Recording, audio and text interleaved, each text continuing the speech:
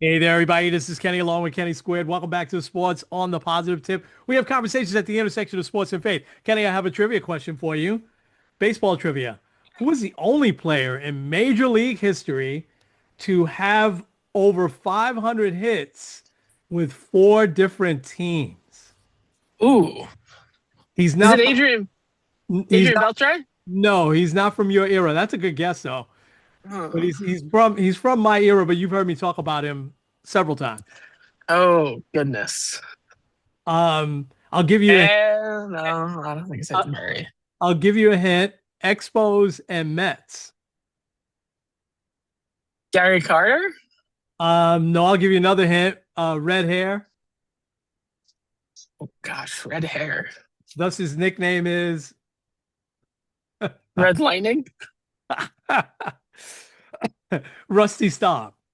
Oh, duh. Okay. Rusty Staub. So he did it with the Astros, the Expos, the Mets, and the Tigers. The Mets, there were two stints with the Mets. And he played for a long time too. Rusty Staub, the late Rusty Staub. Now, the only reason why that trivia question hit me is because I think we're going to start to see this again in this era of baseball now. Because I start to look at the Mets and even the Yankees. The Mets are hitting like crazy so far in spring training. But you think about even some of the key acquisitions like Bo Bichette could be grand opening, grand closing, right? Freddie Peralta, I know he's a pitcher, but could just be his 1 year with the Mets. There are so many players like that bounce from team to team or have these opt-outs after a couple of years. I think we'll start to see these stats sort of like that. Rusty Staub, a little bit of an anomaly. He got traded, I think, 3 or 4 times in his career. I don't remember him being a free agent, but he did spend like 4 or 5 years with each of these teams and then finished his career with the Mets, which helped him do that. And Kenny, can I vent on the Jets for 1 second? Um, yeah, I don't think anyone's sleeping on them. Go for it. Well, no, I'm the Jets, not the Mets. I think everybody's sleeping on the Jets, but Yeah. can I Well, vent oh, on the Jets for 1 second? So did you see that the Jets traded Jermaine Johnson? J yeah. Jermaine Johnson was one of the Jets that had a really good year. Actually, a couple of really good couple of years with the Jets. And I just see it time and time again. Now, the draft pick they got for him might turn out to be something, but I just started jotting some names down. Darrell Revis, Sam Darnold, Danny Amendola, Keyshawn Johnson, DJ Moore, Jamal Adams, Richie Anderson, John Riggins before your time, Hall of Famer John Riggins, Sauce Gardner, even I know he wasn't having a good year when they trade. The Jets just seem to always get rid of their playmakers and good players. And it's not like a one-time thing like David Stearns did with the Mets. Maybe he's leading that culture. This is like over generations. John Riggins, that was in the 70s. And I remember when we were scratching our head, why did the Jets trade John Riggins to the Red at the time Redskins, and he winds up being a Hall of Famer and Super Bowl MVP. And I'm just frustrated. I know that the Jets have to have a plan. I'm sure they do. I just don't see it right now. The other one that they haven't franchised him yet. I hope they do, but they could get rid of or lose Brees Hall. Yeah, I've seen there's a rumor that he would consider retiring if the Jets franchise tagged him. I mean, you can't make this up, man. All right, we're going to talk about the Olympic hockey team. We're going to talk basketball. I've got your rankings that you sent, which are outstanding. I've got these top college prospects that are coming out. A little inspiration. You ready to get to it? Let's get into it. This episode of Sports on the Positive Tip is brought to you by the Tavern Coffee House. Attention, coffee lovers. Are you craving the perfect cup of coffee to start your day? Well, look no further than the Tavern Coffee House. It's located at 12302 Buckeye Road in Cleveland, Ohio. You can also check them out and order your coffee at thetaverncoffee.com. Hey there, everybody. This is Kenny and Kenny squared. the Sports on the Positive Tip podcast. Kenny, what a week it is. We're now really transitioning right into that time where we've got spring training, but we got the WBC coming up. We've got the NBA playoffs, but before that, we're going to have March Madness, NHL playoffs, and the Winter Olympics just finished. and I didn't. You were right. I didn't get to see the final game with Canada and the USA for hockey. I did catch some of the hockey. I couldn't catch that one. It was on the Sunday morning. Um, but I have to tell you, man, I went back. I watch more hockey than I know you do. And we know we have our family, our brother Larry, who watches a lot of hockey and really knows the sport much better than any of us. But I have to say, in the hockey that I've watched, that third period of Canada USA was probably the most intense, most well played period of hockey that I could dare say that I've ever seen. It was so exciting. But I mean, both teams played hockey the way it was designed. The passing, the hitting, it was just fantastic. And so, of course, then the U.S. wins it in overtime. I had to go back and watch the replay of it, and then the U.S. wins in overtime. And let me hear your thoughts, man, because I know I think you watched it live. Yeah, I was scrambling between worship practice and prepping my sermon. I had an ear in, Yeah. and I'm like, because like at first I'm looking at the score. Okay, they tied it. It's 1-1, and then I see it's still 1-1. Like 2 minutes left. I'm like, oh gosh, they're heading to overtime. So that's when I put it in. I'm like, okay, well I gotta at least have an ear in. And then sure enough, I hear the goal. I'm like, wow, like you scored. Yeah. Like that's crazy. Yeah.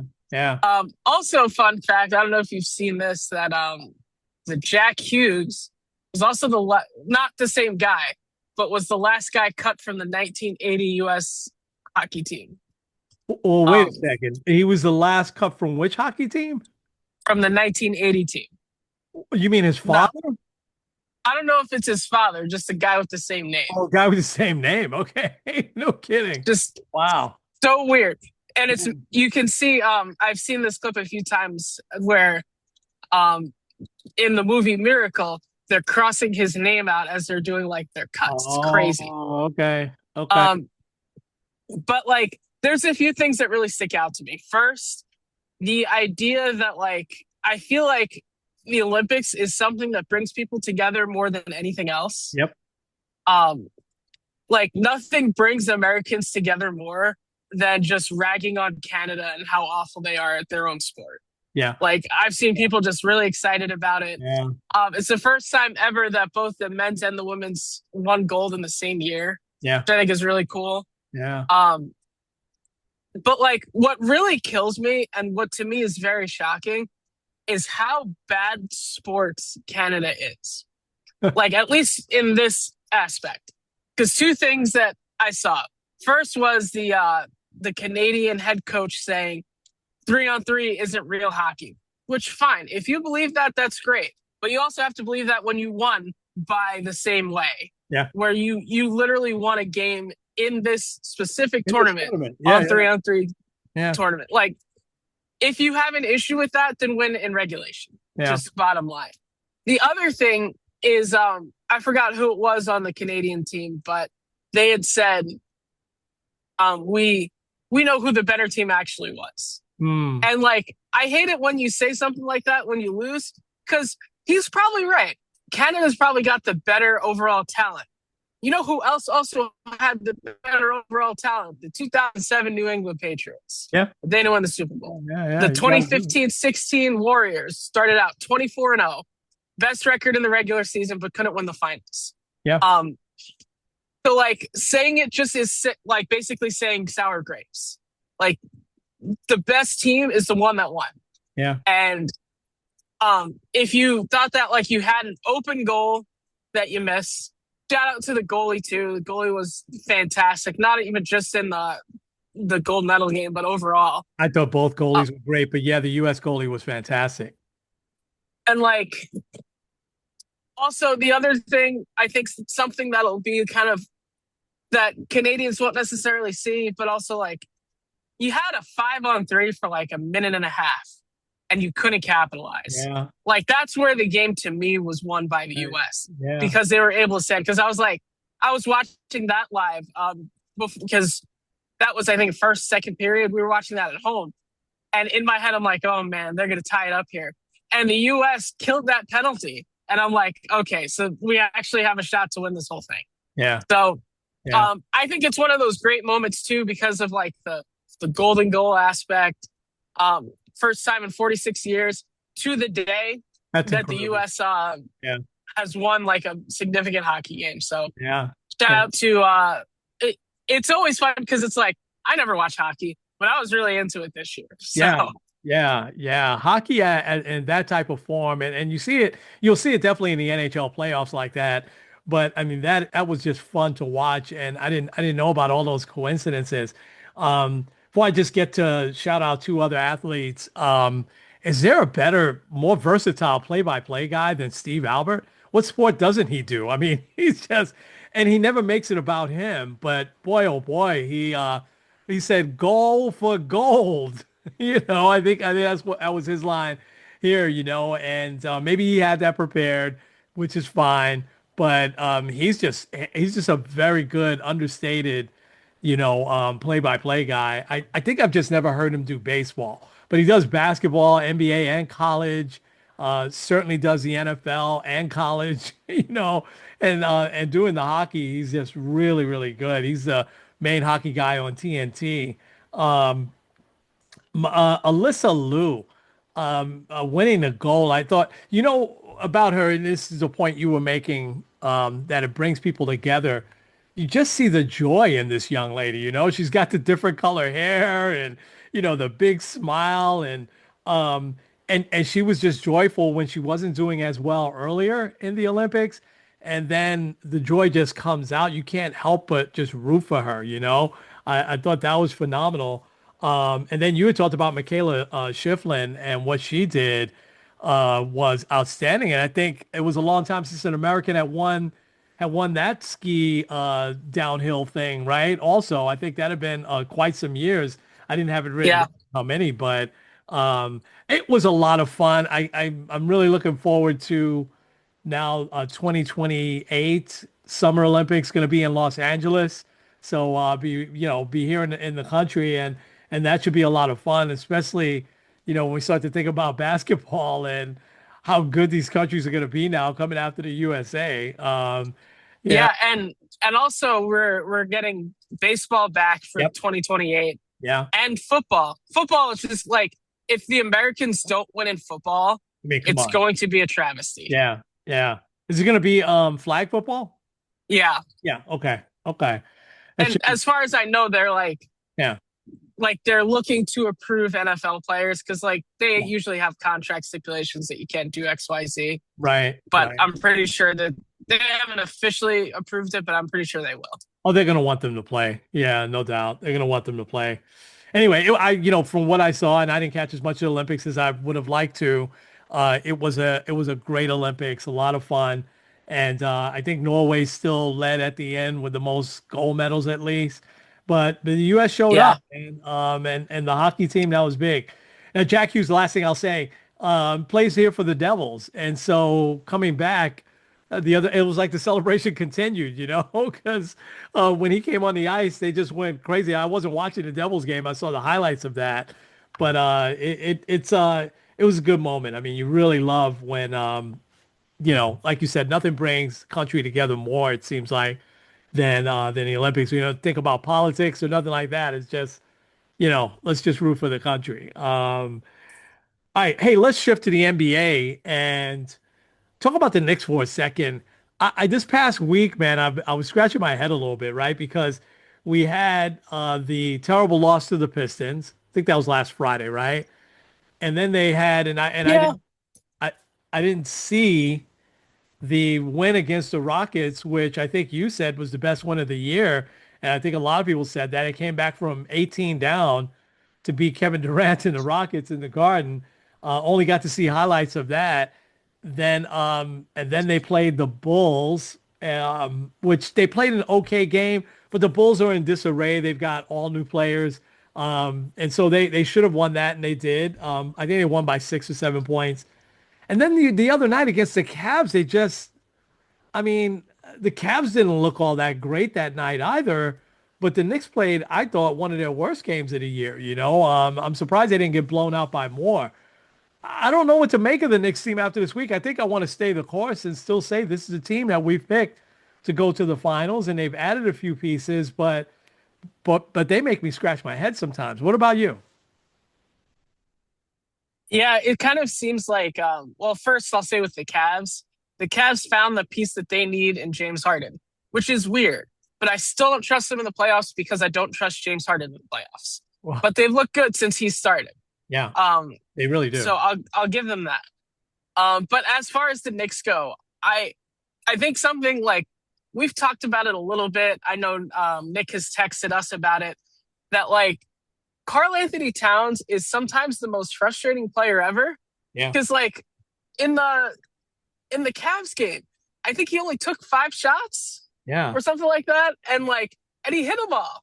So like maybe part of it isn't so much him, but like the offense trying to get him going because it's like, oh, I know the Knicks are very Jalen Brunson forward, and they should be because Jalen Brunson is one of the top 10 players in the NBA. yeah, But also, Carl Anthony Towns needs to be going too. That way, you can have that strong tandem. yeah, Um, but it does kind of seem like there are nights where it's like, okay, they're on, they're focused, we're scoring 120 and holding everybody else under 100. And then there's other nights where it's like, what are we doing? yeah, And yeah, when I'm looking at like these playoffs now, the Celtics are looking very, very good. Um, I think you can make an argument that Jalen Brown could be a dark horse for MVP. The Pistons look yeah, very tough. yeah, Um, Cade Cunningham probably at this point, I would say, I don't think he's actually the favorite, but he's probably the guy that'll win it. Be- Depending on what happens with HGA and Jokic, they miss a few games, then he's definitely going to get it. Um, and like I'm looking at those teams and I'm like, I don't know if we could beat them or not. Now, granted, so the Knicks, I think they're 2-5 against like the top teams in both the East and the West. Um, mm, Last year it was very similar, yeah, and yeah, like I think I look at, I know it's different, but like I look at the NBA Cup. The Spurs have looked excellent all year. hmm, Wemby, when he's there and on the court, is spectacular, and the Knicks were still able to take them down and win. yeah, I think what this is going to come to is maybe the Knicks aren't taking the regular season that seriously, mm, and they can take it up a notch in the playoffs. However, I think that could still be a dangerous game because really is. Yeah, you look at the way the bracket will land. Probably going to face the Celtics in the second round, which like they beat the Celtics last year, and there's no guarantee that Jason Tatum will be back. And if Tatum's back, you don't know if that's going to throw off their chemistry or not. Um, but it's just they're recent champions with a very good championship pedigree. yeah, Like they could take them out. The yeah, Pistons, like I feel like they reserve all of their best games for facing the Knicks. yeah, And like yeah, they all of the film is just a picture of Jalen Brunson and saying, how are we going to beat this guy? yeah, And yeah, that's fine in the regular season, but come postseason, we have to see if that's going to continue to play out. They may press, but still, like they're a really good team. So I don't know. I right now I'm still saying, yeah, I think the Knicks could pull this off, but I'm a lot yeah, more hesitant than I yeah, was at the beginning of the year. And also, I'm very curious to see how this will affect Mike Brown moving forward. Because let's say the Knicks get knocked out in the second or third round. You get as far as Thibodeau. It obviously wasn't his fault. What do you do? Do you keep him? Do you fire him? And if you fire him, who are you bringing in? yeah. I don't know. I think that they would. I would lean towards that they would keep him, but I would say that then call Anthony Towns as soon as the season's over. That's going to be the first call. They'll call up the Bucks and say, listen, let's start here. You can take Towns. We want Giannis. What else is it going to take? I think that would be, the next move if they don't get to the finals or if they peter out. Two quick things for me, and then I'll bring up your screen if you want me to read it. And you talk about it. That's great. Um, I'm disappointed in Mikal Bridges. I'm not seeing the Yeah, consistency from him, man. They need him. He's missing shot after shot. Brown has been benching him, not the last couple of games, but I'd say maybe the 8 or 9 games before that, Brown was benching him at the end of games. for the last, 5 minutes or so, he's got to step up, and he's got a big burden on his back with the, trade they made for him because people right away will say, well, he's the reason why we can't make these other trades because we don't have these draft picks anymore. But I've been disappointed in him. And I know he's an excellent, excellent player. So I'm going to look for better from him. Um, the other thing, Kenny, it's like we went through most of the first half of the season where we were really only just concerned with, and it's more me. I know you and a few of the other fans that we talked to aren't as concerned about the Pistons like I am. But really for the first half of the year, the East was really mostly the Pistons and the Knicks, and the Celtics were consistent, but lately the Celtics have been just great. And now you've got the Cavs. They were on a roll before they got Harden, and Harden has fit like a glove in that team.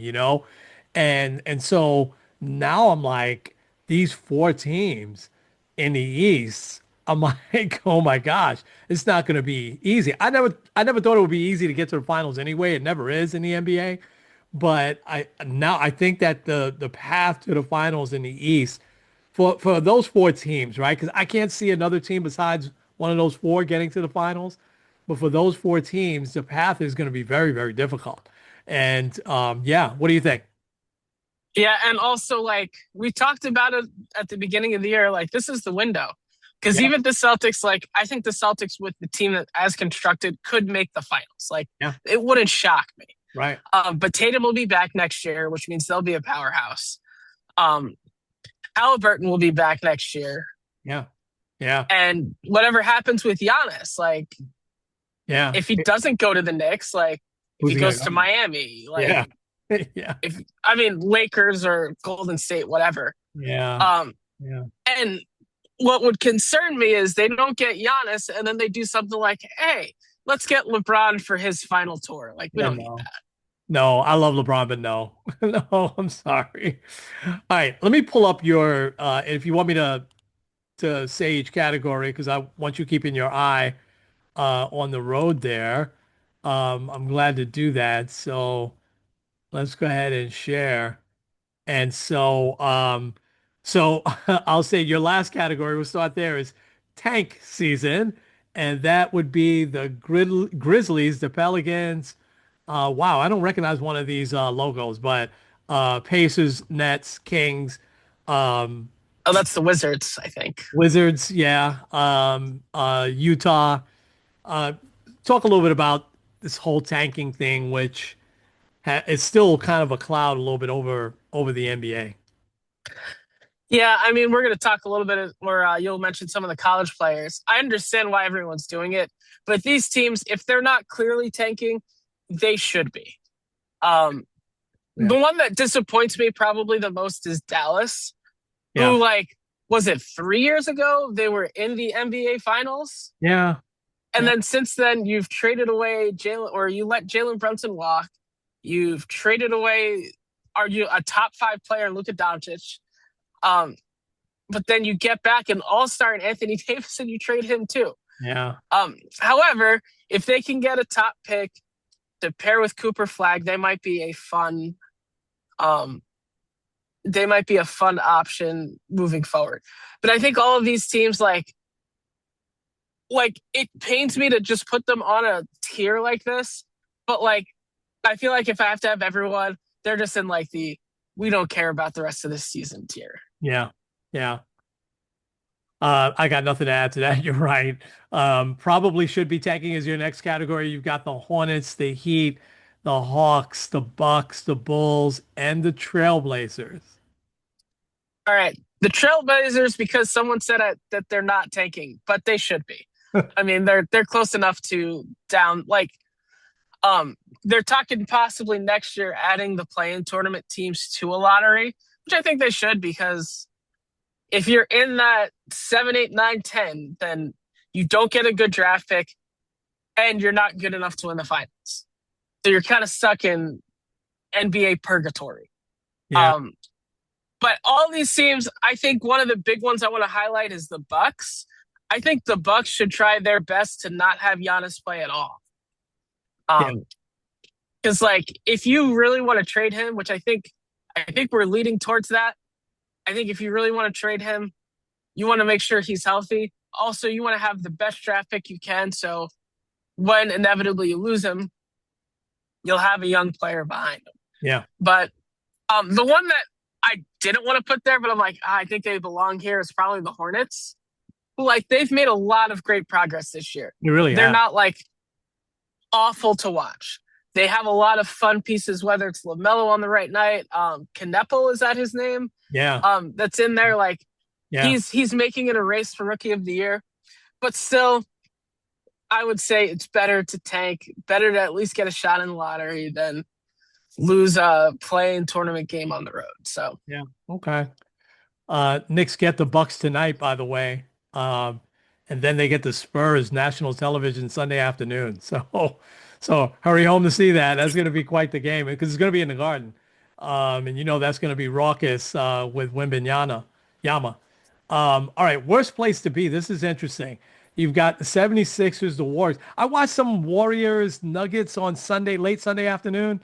And boy, the Warriors, I didn't recognize. I know these guys are hurt. I didn't recognize any of their players. Maybe one or two I did, but they won that game. They beat the Nuggets. They were playing just beautiful basketball. And you've got the Phoenix Suns, you have got the Lakers, and you've got the Clippers. And for some reason, I don't recognize one of the logos, but take it away. I think that's some magic. That is the Magic. I'm sorry. Yep. Um, Yep. the I named this the worst place to be because I think all of these teams they're good, not great, which I think in the NBA is literally like the worst place to be. Um, because like in some instances, yeah, you could take those steps, but especially with these teams, it's like their peak is maybe winning a round in the playoffs, and that's it. Yeah. And then there's not really like that. There's not that optimism of like I can see this team going farther. You had mentioned the Warriors. I don't know what they do in the summer. Um, like whether that's Yeah. trading for Giannis, but they don't really have a lot of assets to do that. Yeah. Um, Yeah. people are saying maybe that's a good spot for LeBron to go in free agency. I think that would be fun because like LeBron and Curry were born in the same hospital in Akron. Um, They were. I so did not know that. Oh, yeah, wow. um, that's one of well. Side note, when Eliana was born, one of the nurses said, "Yeah, Steph Curry was born while I was like still a nurse, like in my Wow. hospital." She Wow. worked at Akron at the time, um, but yeah, I think that could be a fun story. Yeah. Um, really, the Lakers are going to be a very interesting team because it seems like they're already moving away from LeBron. And if they do, they'll have the most cap space of any team Yeah. in the NBA. So that could be interesting. Kind of make a team a little bit more Luca centric.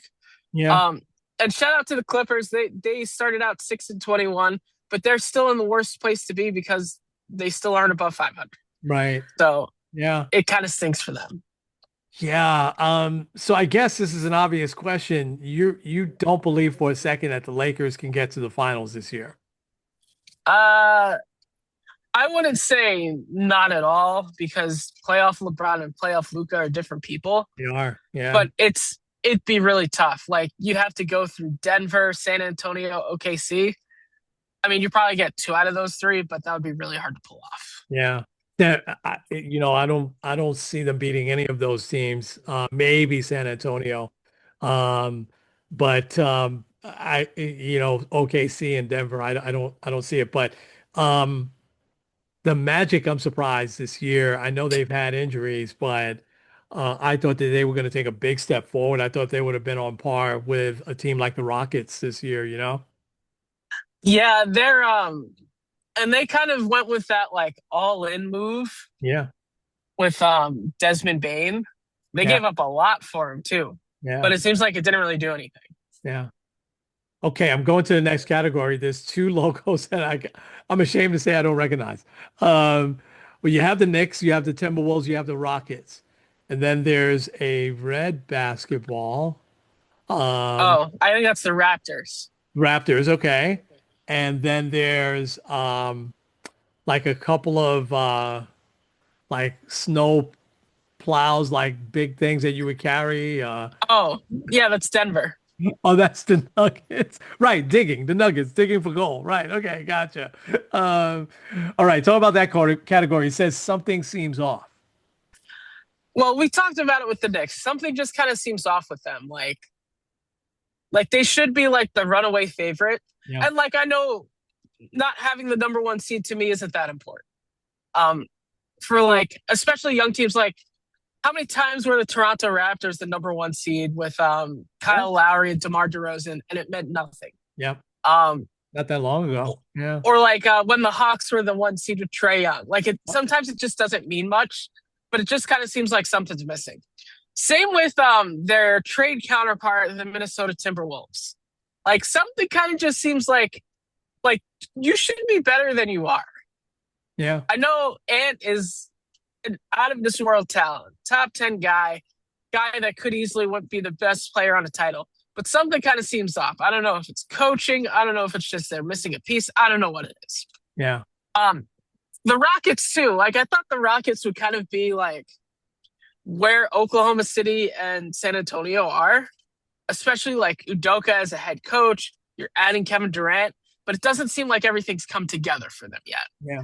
Um, Toronto and I mean Denver. I think Denver. The biggest thing is like Jokic hasn't been fully healthy this year.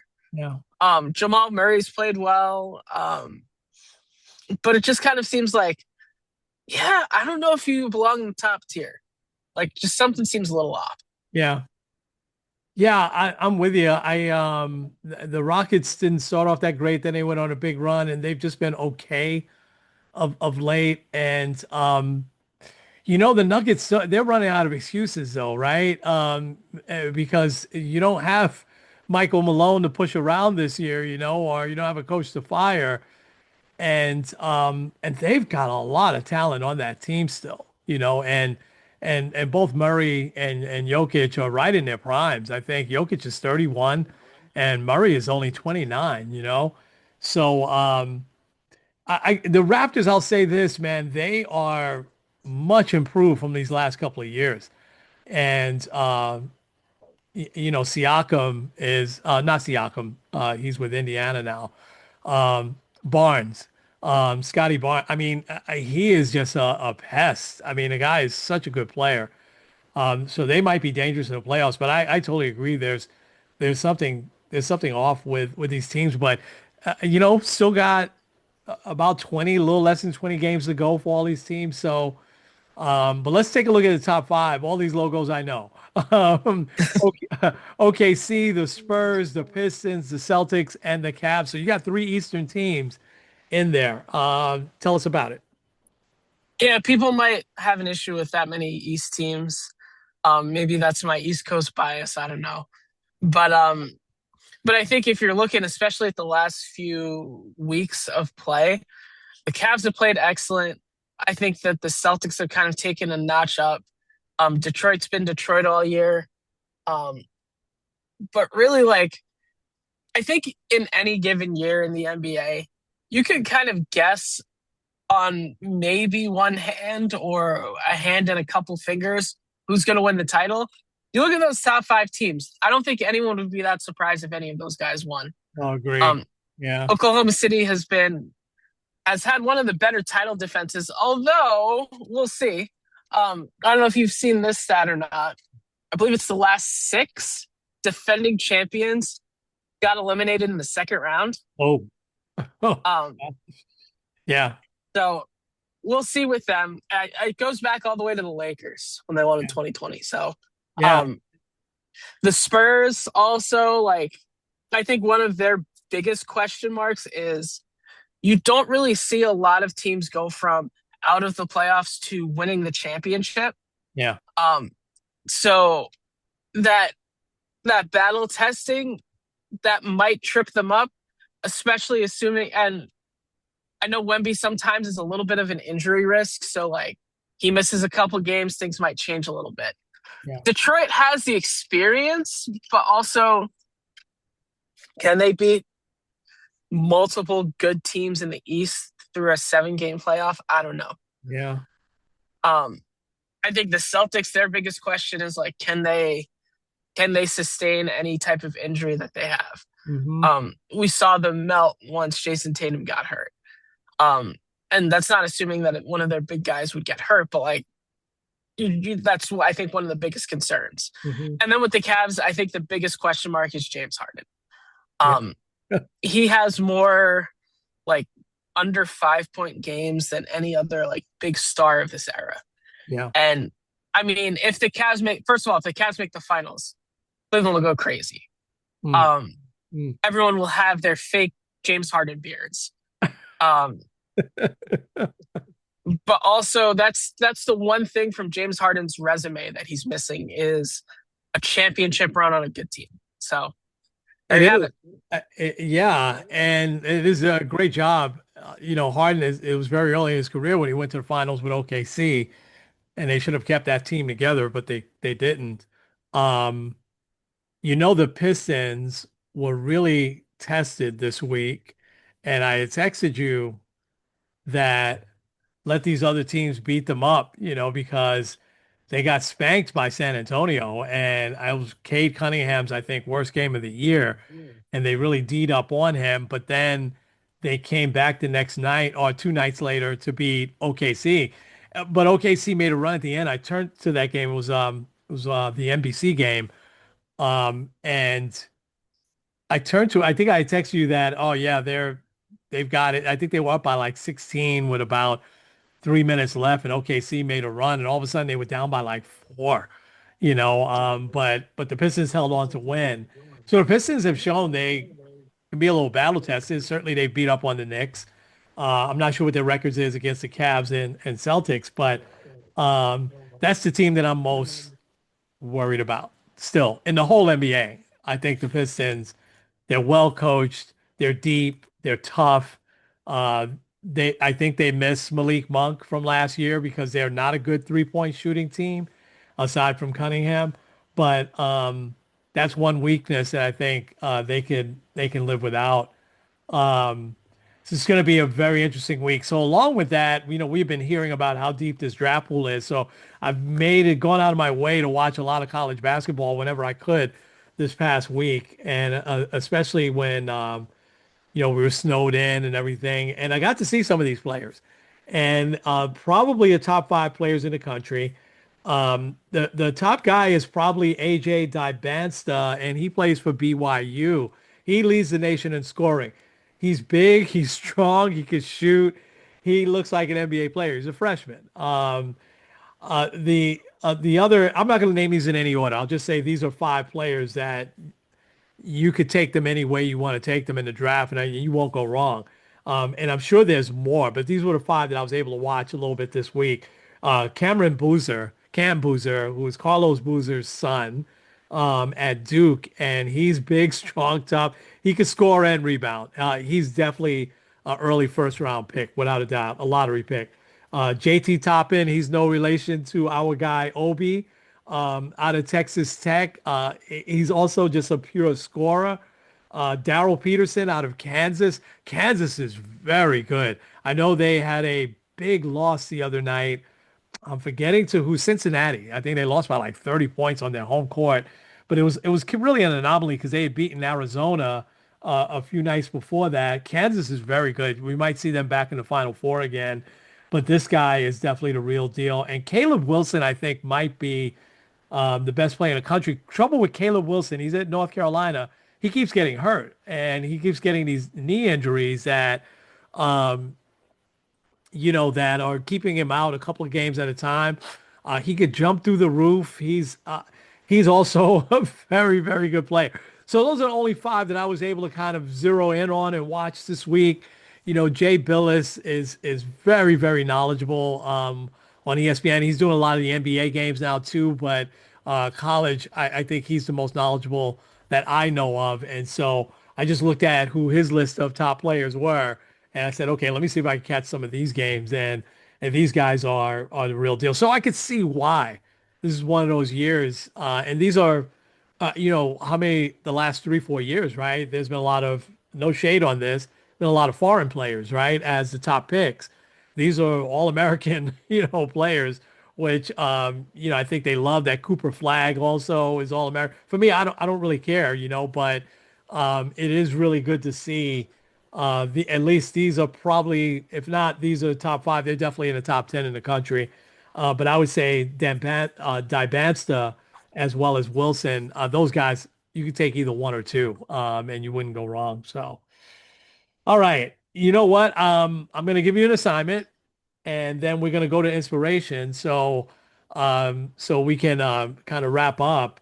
The assignment is I want you to watch, at least if you watch a couple of episodes of it's four episodes, but they're about an hour each of a documentary called Soul Power. It's before your time, but this really walks you through step by step of the ABA. And we sometimes forget that if it wasn't for the ABA, we wouldn't have the Spurs, the Nuggets, the Pacers, or the Nets, right? But also there are so many players, names that even though you never saw, you'll recognize that came from the NBA, ABA to the NBA. The style of play was so different. But without the ABA, we wouldn't have the three-point shot and we wouldn't have the slam dunk contest, which that's waned over the years. But I'm not giving this away. They do have video of the first and last ABA slam dunk contest. All I'll say is you have to watch that. That's in the last episode. Even if you just watch that part of it, you're going to see what I'm talking about, how the better athletes and the better kind of street basketball players were definitely in the ABA rather than the NBA. There was one game, I'll finish here with that. There was one game, and I remember watching it as a kid. I mean, it was on like an off channel, like Channel 9 or Channel 11, but there was an NBA ABA All-Star game. It was in the early 70s, and I want to say it was 1972. And so the best players from the ABA, they played in the Astrodome, which at the time seemed weird to me, because they had the basketball court or the baseball field. Um, but there was a lot of people there, and a lot of people watched it. And the NBA, I'll give this away. The NBA won, but there were times in the game where the ABA was winning. The NBA only won by five points. But every year in preseason, the Nets would play the Knicks. They would play ABA teams, and the ABA would spank the NBA teams. I know it was only preseason, but there was a lot that led to what became the merger. It wasn't really a merger, and you'll see if you even if you just watch the last episode, you'll see what I'm talking about. But it's very, very interesting, and it definitely speaks to the NBA that we now see and enjoy today. We definitely wouldn't have gotten that if it not what was it not for the ABA. I saw this week by accident that there's another did you see that there's another basketball league starting up as soon as I think the NBA playoffs are done? It's called the US Basketball, USBL or something like that, United States Basketball League. Oh, interesting. Well, the only reason why I saw that was because you probably caught this little blurb. I'm forgetting his last name. Maybe it's Javion. Michael Porter Jr.'s brother, the guy who's banned from the NBA, signed with them, with the team from Seattle. And so I was like, team from Seattle, was that like they wouldn't let him in the minor league basketball, right? No, it's gonna be another pro league, which, I'm not sure these days do that. Like I have zero interest in like the USFL now, and I no interest in that. Um, but anyway, back then you had those leagues that started up, and they actually, USFL in the '80s did very well, and their their their mistake was going after was suing the NFL and winning. They won the lawsuit, but the judge only awarded them $1 award because they was shooting it for because they said the NFL was a monopoly. It is. All right, real quick. Jonathan Isaac is my um, inspiration this week. And Jonathan Isaac, as you know, is a wingman, forward, guard, slash forward for the Orlando Magic. And he's been with them for several years now. And I just want to read this real quick. It inspired me when I saw it because I'll just read this word for word real quick. NBA player Jonathan Isaac has launched a new line of basketball sneakers that openly feature Bible verses on the back exterior of the shoes. The Mets won 14-3, by the way. Mets are scoring runs, man, in preseason. So this is a good sign, but I can't get excited yet. All right, back to Jonathan Isaac. The design includes references to 2 Corinthians 4:9, Romans 8:37, placing scripture in visible view. The debut model is titled Judah 1 Triumph. It was released through Isaac's apparel brand Unitas on November 16th. It's been described as the first basketball performance shoe to display Bible verses prominently on the outside. Isaac recently announced this on X, continuing the public integration of faith and professional sports. Supporters say the design reflects his belief that faith does not have to be separated from public life. Yeah. So Jonathan Isaac, I think this is pretty cool. I don't know what the prices are on these sneakers. Hopefully they're priced very moderately. I would hope. So kids can afford to get those. But Jonathan Isaac, what a great idea. He's definitely inspiration for today. Wow, that's cool. I didn't know that. That's Yeah. that's really fun. And yeah, I agree. I hope that they're affordable because then otherwise it'd be hard to get them to people. Yeah. Going back to hockey, I'm going with Layla Edwards as my inspiration. Um, she's on the women's hockey team for the US. Um, by winning the gold, she became the first Black woman to win gold for hockey ever. Wow. But that's not why she's inspiration. And it's not fully her, but we'll get into that in a second. She's actually a local girl. She was born and raised in Cleveland Heights, which is like a direct suburb of Cleveland, about 5-10 minutes away from where we are. And she obviously, like, I can only imagine the thoughts and the excitement about making the Olympics and like being able to go to a place like Milan or anywhere else to compete at the biggest stage. And obviously you want your family there with you. Like that would be tremendous.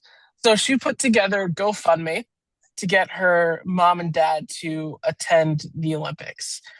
And she raised, I think, over like $50,000 or something Wow. like that. Yeah. But one of the bigger contributors, I think the biggest contributors, were also a pair of Cleveland Heights natives. Um, I'll ask you, do you know who that might possibly be? Is it the Kelseys?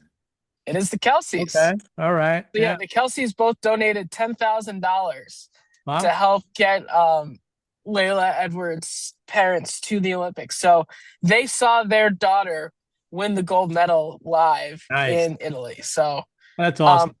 I just think that's really cool. Shout out to the Kelseys. Shout Yeah. out to breaking barriers. Like Yeah. in 2026, you're the first Black woman ever to win gold for hockey. So Hockey. shout Wow. out to her. Wow. That's a great story. I love that. That women's hockey team was fantastic as well.